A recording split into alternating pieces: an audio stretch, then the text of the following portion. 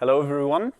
Also, hello to the audience online watching this video in the future once it is uploaded. I think we can slowly start. I know it's a little bit of an unfortunate time slot right after the party in the morning, so I hope nobody's hungover, nobody's too tired, but we're going to make it.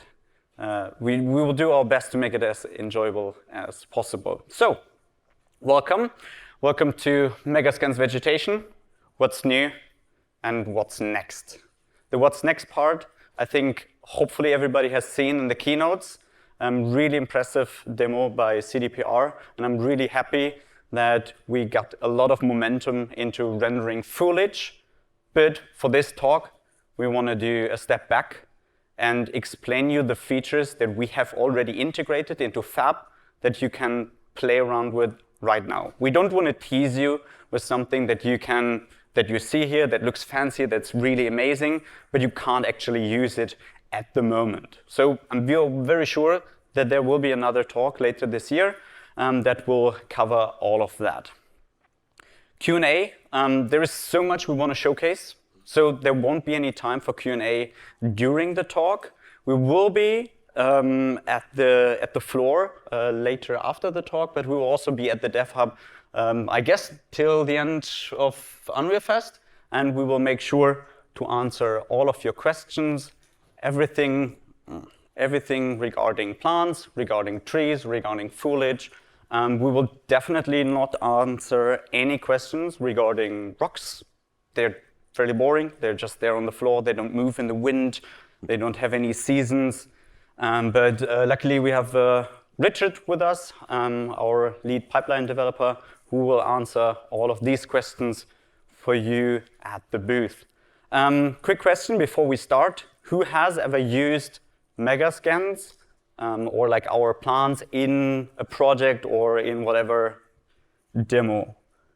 That seems like pretty much everyone. That makes me very happy. And who did notice that we did like a big update on a lot of technical things when we shipped Fab? That doesn't make me happy at all. But that's the reason why we do the talk. We want to showcase you what the team was working on and what you can expect in the future. So, quickly to us. I'm Niels, I'm from Germany. I'm a technical artist out here at Epic Games. I do nothing else in my professional career than working on vegetation, from scanning them, profiling them in engine, reworking them again, doing scan tech. Basically, a lot of vegetation stuff. Some people say isn't that boring? It's not really boring, it's very challenging. It's very exciting, often quite frustrating from time to time, but it's definitely a good challenge. I started as a content creator on the Unreal Engine marketplace, and now I'm here with Epic. And I have actually never made a tree or a plant for the Megascans library. And with that, I'd quickly like to hand it over to my dear colleague, Simon. Yep, so I'm Simon Barley. I'm the lead vegetation artist over at Quixel. I also spent the majority of my career working on vegetation for games. Last 10 plus years. Not as much to say about me, really. Always enjoyed working on nature content, and I like the challenge that it brings and all the things we need to solve for it. So let's jump in. So the agenda today, we will cover a few things that we will updated for Fab. There will be some general updates to the content. We will break it down by features, so geometry updates and some shader updates. We'll also have a live demo. We'll put some of this into practice. And there will be a quick outro. We'll just discuss some of the coming topics later this year. So, why did we rework the Megascans plant library? Moving on to a new platform gave us kind of the opportunity to generally update the whole library, since it's well over 6+ years old at this point. So we wanted to unify all the assets. It wasn't easy, but the timing made a lot of sense. It's a bit more on the whys. We wanted to make it easier to use. We wanted to increase the customizability, easier scalability across platforms, and better adaptation into environments or ecosystems. And lastly, taking more advantage of the recent updates to Nanite.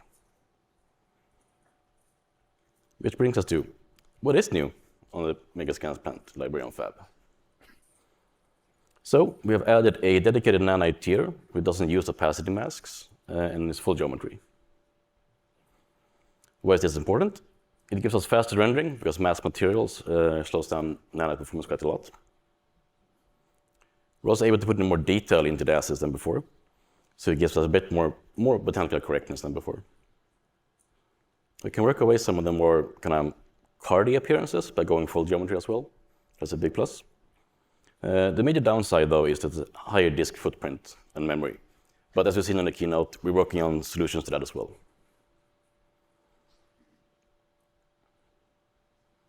In some cases, less is more. We've done a pass on all the asset packs, remove some redundancies. Just optimize the general ease of use and make the packs more manageable overall. So it's going to less volume per pack, but we're hoping to bring more variety in the future faster by doing this.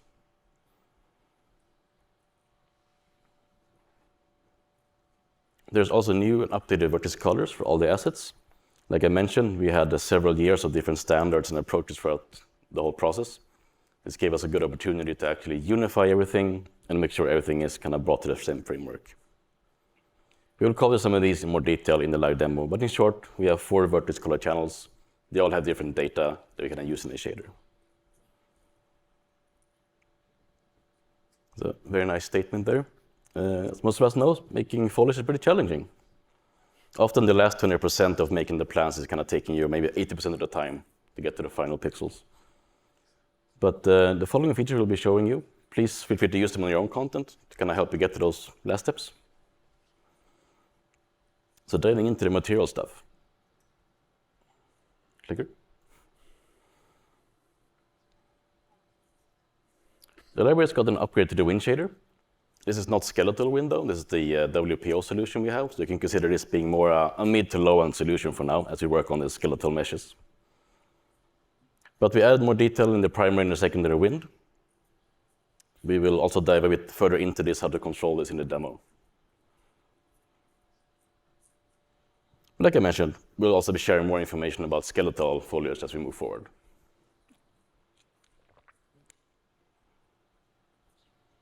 Plants now also feature a health system. So you can dynamically in the world degrade your plants. It can work globally, it can work per instance, also per part of the plant as well.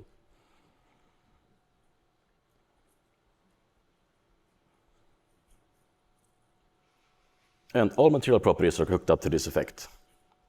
So as you see, as the plant decays further, roughness and other material properties also changes.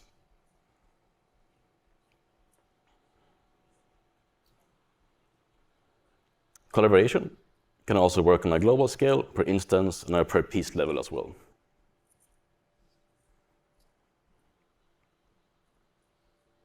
As a plant goes through different growth stages, there can be quite a distinct color shift in a plant as well. So we have added a growth effect to kind of mimic this. It gives you a way to tint the color based on the height of the plant and its outer extremities.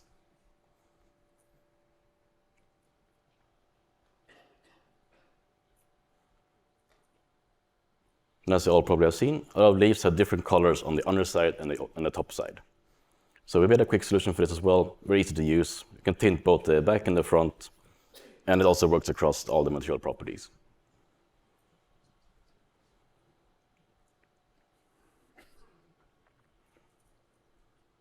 The color tinting can operate on stems and leaves separately using a mask, which we'll cover more in the live demo. But here you can see us playing around a bit, changing the colors of different parts of the plants.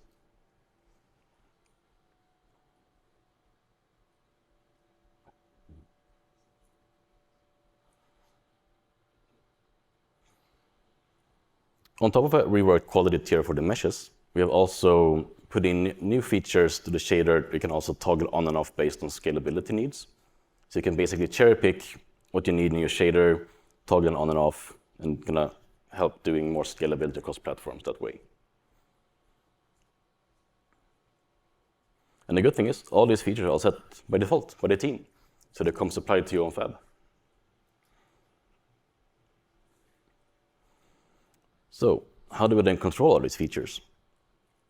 We have a global foliage actor that comes with the Fab content.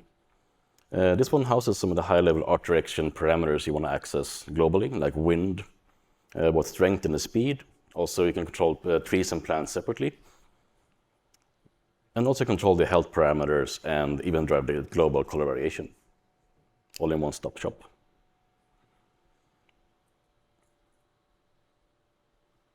This is an example of us playing around with the foliage actor a bit. You can rotate it around. It'll kind of respond and change the wind direction in the world as well.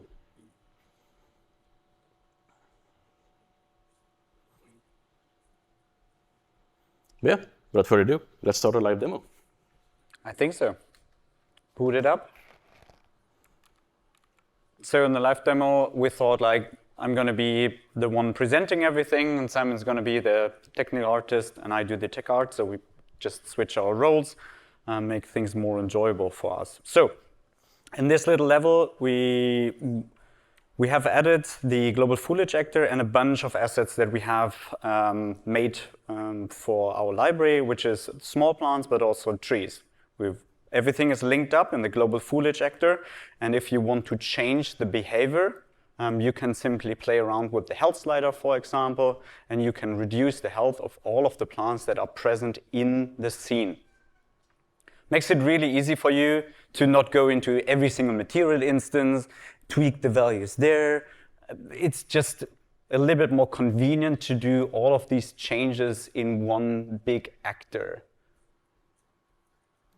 So I would just give Simon a little bit of time to just fly around, do some art stuff, while you can enjoy the view of this level. We will break down the health system a little bit more in detail later on when I go into the more technical part. So this is more the very artistic kind of representation of our work, so make sure to enjoy the eye candy. What we also have as a global thing is wind. We have split them up into the controls for the trees and the controls for the plants. That's the feedback we got from our artist, and I hope that's also the feedback that we get from you. Sometimes you want to adjust it as one global thing. Sometimes it's just better to just have the whole foliage listen to just one parameter and the trees to another setting. So we can play around with the wind, we can rotate it, everything will listen to this little actor. We can change the speed, the strength, noise, and yeah, all of these different settings. Obviously, most of the things that we're going to showcase to you in this demo is a little bit too much. You would also like not have this much wind in this kind of little scene. But for showcasing purposes, we will bump up all the values quite a lot. Makes it easier for you, I think, to follow whatever we have implemented. Okay, Simon, I think we can quickly jump to level 2, which will be the start of breaking down the tech a little bit. Quick note, we will jump in between unlit and lit mode. Makes it easier to understand a few features, especially the more technical things. I work in unlit mode 90% of my time, and the 10% I just enjoy the view, but I think for everything technical, working in unlit is always kind of the key to do. So, vertex color red. We decided to have quite a lot of different new vertex color channels added. Why? Because I need them as a technical artist to make the features that we use in the shader. That means, for example, here we use vertex color red as a gradient for the wind, because I don't want to have any wind on the stems. I also made a function to mask out the stems. And in the end, this is a feature that will kind of have a gradient inside of the leaf from where it's attached to the plant to the tip of the plant. And all the branches are fairly dark. And with that, we can go over to the next vertex color, to the green vertex color. Fairly simple. Every single component of a plant has a different vertex color or different float value attached to it. Makes it really nice to have randomization for wind effects, to offset kind of animations, or to use if you want to do some color separation, or yeah, quite a lot of features. The next part would be vertex color blue. A quick note, some of these features you can implement procedurally. Some of them you should maybe think about having them in vertex colors. Vertex colors will rarely break. For example, if you want to have the height of an object and you place it and then it's an actor and you convert it to an instance and then it's a lot of instances, in the end you might break things. Vertex color, really hard to break because you have all the information already baked in. And it's, I wouldn't say free, but it's really cheap compared to whatever nanite trees or plants we're currently working in. So back to the vertex color blue. Simon, if you go a little bit closer to the plant we have on the left, which is the small balsam, you see that every seed or every individual plant has a different vertex color or a different value. Really important if you, for example, want to offset the animation, that not the whole cluster as one moves, but rather every single component is offset slightly, makes it a little bit more realistic. You can use the same for color variation and for lots of other features. And with that, we can quickly jump to the last vertex color, which you can definitely set up procedurally, which is simply a gradient from root to top. And if you have a hanging plant, obviously inverted. And yeah, that's basically it from the vertex colors. Like I said, really important for a technical artist. If I want to make really cool features, I need to get the data from somewhere. And especially working with a lot of vertex color channels did help me to achieve that. So, Simon, let's jump into breaking down the wind implementation that we have. In general, especially currently with nanite meshes, it's really important to make WPO as cheap as possible. And because we know that skeleton animation will come in the future, for our product, for Fab, we have only focused on the lower end platforms.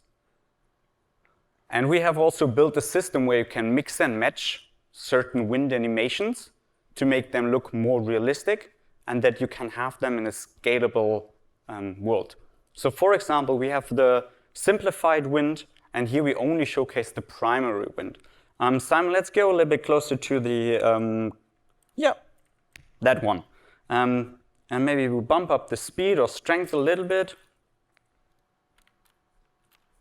So here you can see they, if you would see the global foliage actor, they move in a certain direction. They move 70% in the direction where we point the actor to, and then they kind of sway back 30% to have this kind of sway back effect. And they are all offset by this vertex color, so they don't move as a whole object, which would look a little bit unrealistic, but rather they are slightly offset in speed or time to make it a little bit more realistic.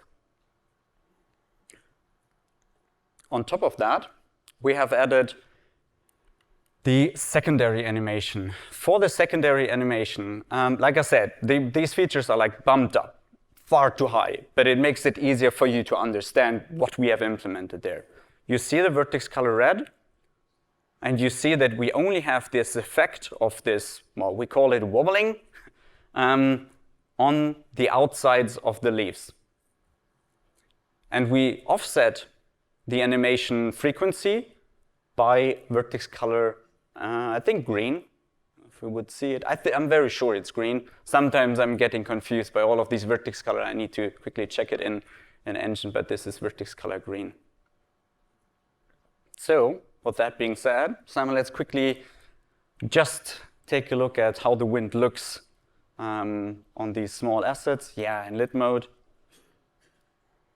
You can go a little bit closer. That's fine. It's a good implementation, maybe. And like I said, far too much going on for these little plants. Additionally, we wanted to add something called simple wind, which is really based on the wind implementation that we have for our trees. Simon, I've prepared a little plane that you can find right under it. You can quickly lift it up. It really helps us to kind of understand what I'm talking about here. And you change the tiling. So we have something called wind gust map. It's basically just a noise map that is flowing around in the world. Everything that is in blue means you don't really have a lot of wind. Everything towards red has a lot of wind. I think it's very similar to these kind of fluid animations that show speed or compression. Really helps the artist sometimes to see the changes that you have in a big landscape, because you can just quickly assign this debug material to your landscape and you see like, okay, this is how they kind of flow. We've already reworked this feature, so there are a few updates coming later this year that kind of already elevate all of these little features to like a version 2. So you should use this, for example, on meadow. That means if you have like a nice grassy field, you just don't want to have like the simplified wind, just grass blades moving into random directions, but you want to have a direction. You want to have this gust. You want to see this rolling wave effect. And for that, Simon, let's quickly turn to the left. And there I've prepared a little bit of a breakdown. I mean, I made the level, so it is definitely not pretty at all. But I'm very sure that an artist, you understand the tech, and then you can make great art with it. But me as a technical artist is always a little bit harder to set these things up. If you set up the tiling to something like .5, Simon. 1, maybe. And you twist it so that the wind comes from either right or left. Yeah, I think there you can see it. We can reduce the tiling even or bump it up a little bit further to like 3. Yeah, we're getting there. So I guess everybody can imagine, like, now you have these gust maps that kind of, or these plants that follow these gusts. And you can make pretty cool things with this. Especially if you have big grass fields. And it's a super cheap animation. So for example, something we have implemented in the past with the trees, for example, using Pivot Painter 2 as a wind animation should definitely, or I would not recommend using it at the moment, because first of all, the new tech is coming soon. And second of all, the Pivot Painter, for example, is far too expensive to run on that amount of vertices that you have in a tree, especially if you have it as a pure nanite mesh. So I think that's it about wind. Make sure to always showcase whatever you do. If you have some really cool projects working on to showcase some of the features, make sure to let us know. And with that, let's quickly jump to level 3.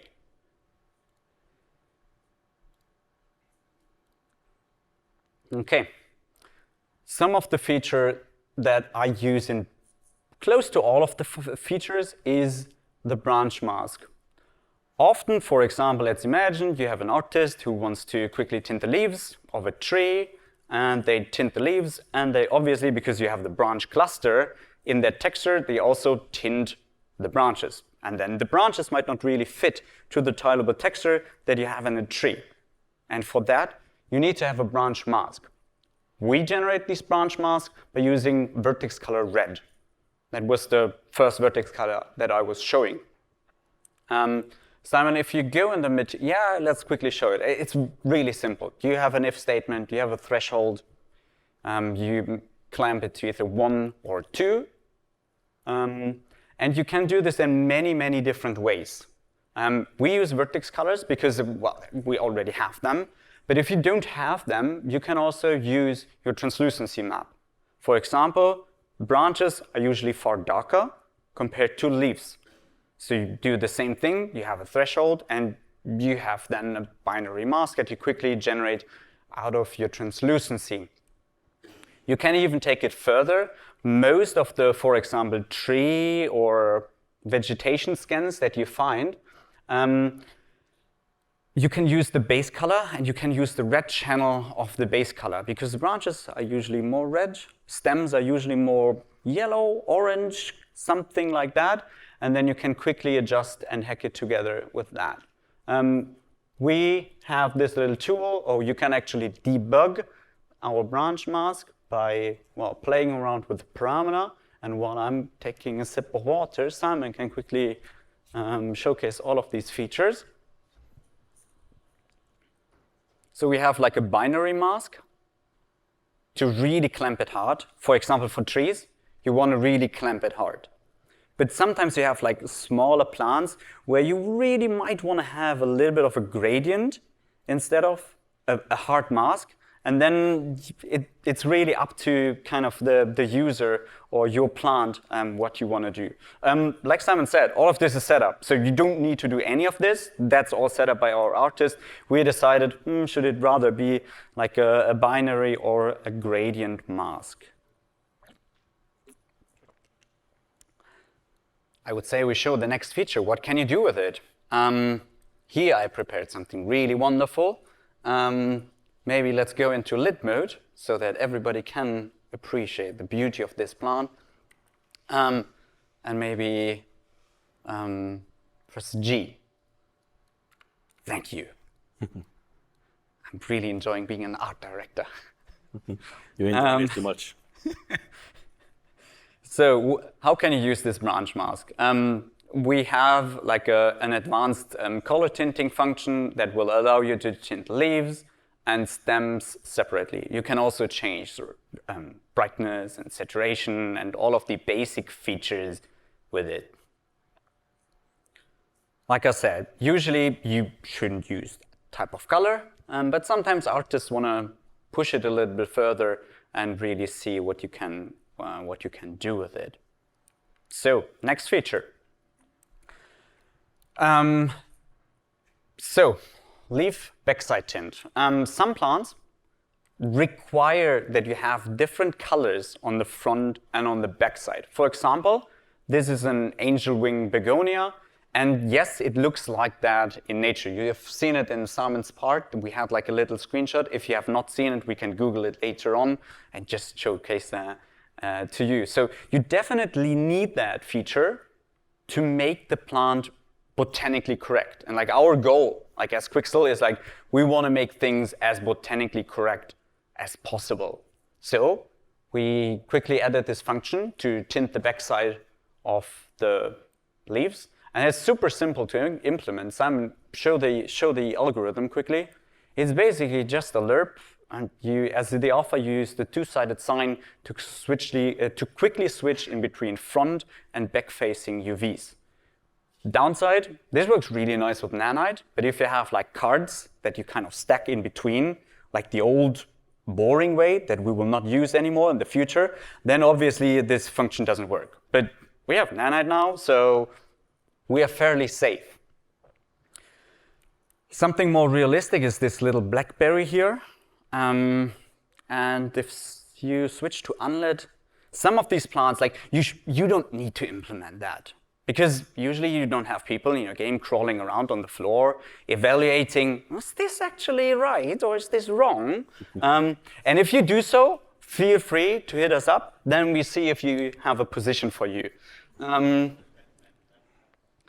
So that's a really important function for us, and a little bit kind of the scientific background to it. So leaves have different color values on the front and on the back side, but they also have different gloss values. The gloss values, and sorry to geek out a little bit, but it's a little bit important. All the leaves are covered in a wax layer, and this wax layer is there to reflect the sunlight from the leaves. Because otherwise, if you wouldn't have that wax layer, the leaf would just get too warm and completely die off, and it wouldn't be a plant anymore. And with this wax layer, the sun rays will simply be reflected. Where do you not need any of this wax layer? On the backside of the leaf. The same goes for the color. You have a lot of pigments to do photosynthesis. Yeah, that's a great English word. On the top side that faces the sun. On the back side, obviously, you don't have that many. That means all the leaves are more green on the front side. And I think in the meantime, Simon has already shown all of this.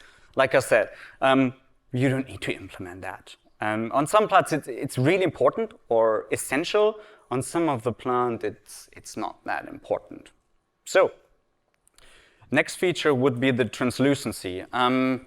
It's a little bit hard to see in this little demo. Maybe we've picked the wrong example here, but you can obviously use the branch mask to quickly adjust the translucency of either branches or your leaves. Sometimes you have scan data, and we have a lot of scan data, and sometimes the scan data is simply, it might be scientifically correct how we scan it, but it might not work in Unreal because it's not the way how it should be.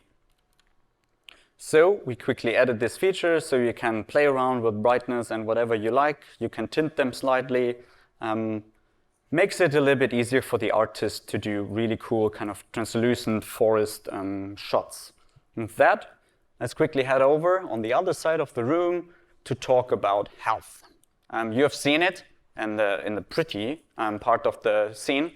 If we go into the global foliage ejector, you can play around with health, and all of the plants will go into like a worse looking stage all together. That's all set up for you. You don't need to do anything. You just need to play around with that slider, and I'm very sure everybody will be able to do that. When I'm implementing these features, one thing that's super important is that I don't want to lock them away for just Quixel content. So this function does only work with a base color input. So with the base color input, I somehow create this mask, and then you can basically copy and paste this function, the health function, to whatever material you have in your project, and it will work.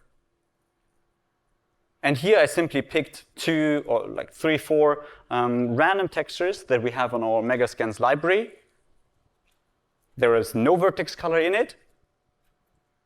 And I just added the health and season function, and it works right out of the box without any adjustments. And it also seems like somebody lost a lemon down there, Simon.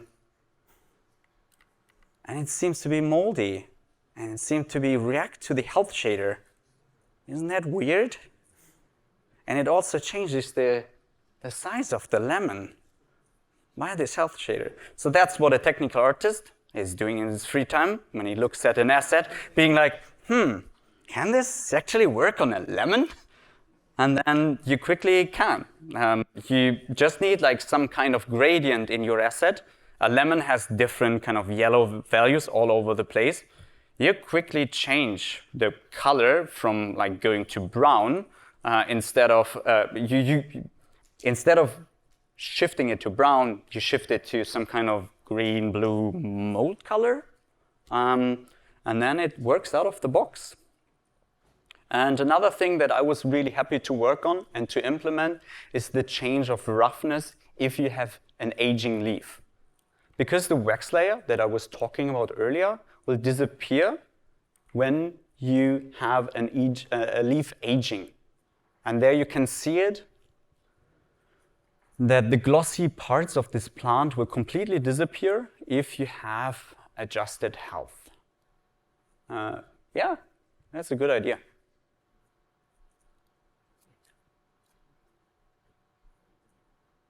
And obviously, you don't need to activate all of these features. That's why we made it somewhat scalable. You can always mix and match our features. You don't need to use that. That's in 99% of the cases, you don't need it. But it's still the 1% that you want to add to your asset to really elevate it a tiny bit more. So I think now we go to the growth effect. Growth effect means you always have younger leaves on the outside of a plant. These leaves have usually more vibrant colors, different translucency values, and you can adjust them. Most of these things are already preset for you. If we felt it is necessary for the plant, you can change the height. You can mask out the twigs, because maybe sometimes you don't want to add like a little bit of a brightness to a branch that will not change or that will not have this effect. So for example, the hazelnut on the right side, you don't want to have this effect on the branches, you only want to have it on the leaves. That's why, again, the masking out the branches. And that looks like a very realistic color, Simon. You have picked wisely. And the last little feature that I would like to showcase is the color variation. So color variation, fairly simple to be honest. We use either the vertex color green or vertex color blue. You either have like it changing per individual seeded object, or on the left side you have it per individual component of the plant. It's really up to you. It's like a lerp in between 3 colors. So it first goes to, I think I set up something like yellow, and then it goes to brown, but really feel free to just pick whatever float value you feel like using. Vector value. Simon, I think we are ready to break things. I made all of these features to actually know how can I actually break them and make something different. So let's go around the corner and take a look what we have here. So, according to our content director, alien plants. We want to have alien plants on the library because they are good, I don't know. We didn't get the budget to fly to somewhere to actually scan them. So we will quickly demonstrate you what you can do with the stock shader that we ship with Fab.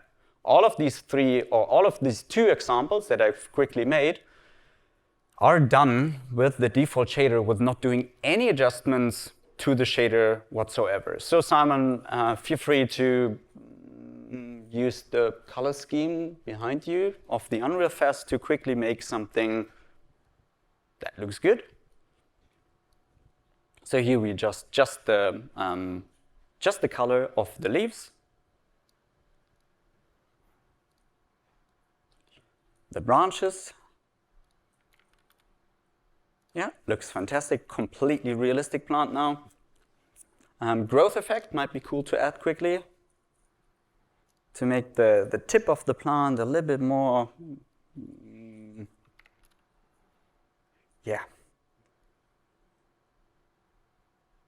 And last but not least, let's add some season to it. And obviously don't use the realistic season colors, but rather use the, I don't know, find a color. Yeah, oh, that looks cool. Oh yeah, alien plant, done, 1 minute. Obviously that doesn't really work very well with like very iconic plants because you have the color and you have the shape. If you don't know the shape, then you can obviously turn it into an alien plant. If the shape is fairly iconic, I guess most vegetation artists would look at the plant and be like, that's not made from scratch. That's just reusing some weird assets. So Simon, let's push it a little bit forward, turn off the lights, and let's take a look how far we can break it further. So, emissive alien plants, because why not?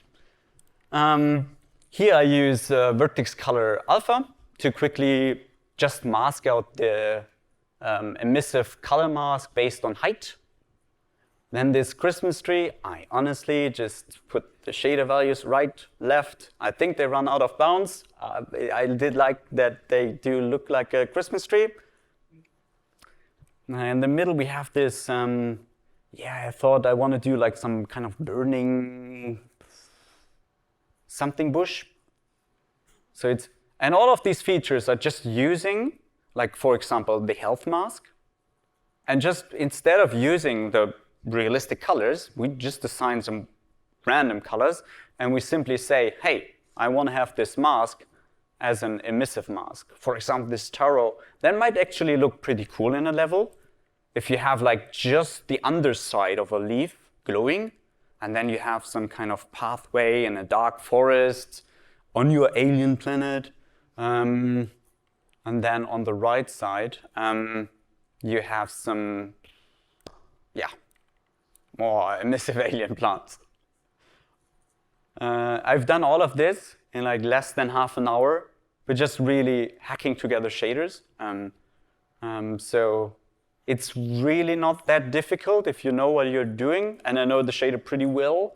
But in the end, it's just playing around with the masks and the materials that we have provided for you. So just a quick question, who would be interested in the future to see like a really big breakdown of like how can you hack content into making them into, I don't know, alien type of plants?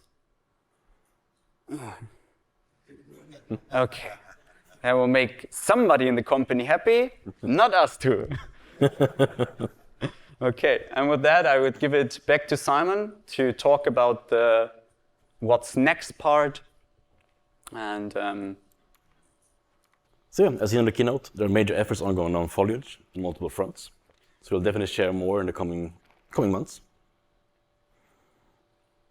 But on the content side, we'll be working on getting more packs out on Fab, and working more on trees, of course.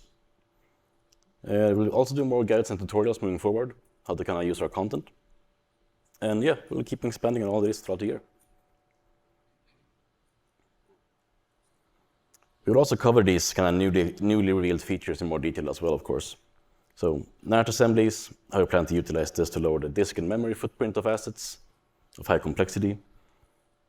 More in depth on voxels, how this enables us to kind of render vast distances without popping or the need for the imposters. We'll also share more details around the skeletal and skin foliage as well for wind. And yeah, let us know what you need. Check out our roadmap, follow this link, and submit your own ideas.